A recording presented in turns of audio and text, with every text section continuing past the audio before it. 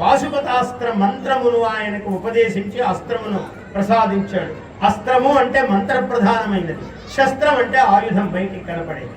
అలాంటి పాశుపతాస్త్రం ఇచ్చాడు. దేవా, ఇంత అనుగ్రహం ఇచ్చావు కదా, నాకు మోక్షమును ప్రసాదించు, కైవల్యం ఇవ్వు అని అడిగాడు. నీకు ఇప్పుడు కైవల్యం ఇవ్వడానికి వీల్లేదు నాయన, ఎందుకంటే ఈ అస్త్రమును ప్రసాదిస్తున్నానా శత్రు సంహారార్థము నీవు కొన్ని వేల మంది మహావీరులను సంహరిస్తావు. ఈ సంహరణ పాపము నీకు, దీంట్లో పాపం చేయనివాడు, సంబంధం లేనివాడు చాలా మంది ఉంటారు. ఈ పాపమంతా నీకు మోక్షానికి అడ్డమవుతుంది, నీకు మోక్షం ఇవ్వడానికి సాధ్యం కాదు. నీవు ఒక ఆటవిక జన్మ ఎత్తుతావు, ఒక వాయులింగమును నీవు భజించు దక్షిణ కైలాసంబున.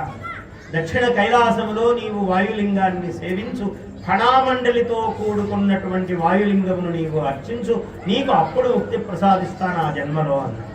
ఆయనే తిన్నడు అని పుట్టాడు.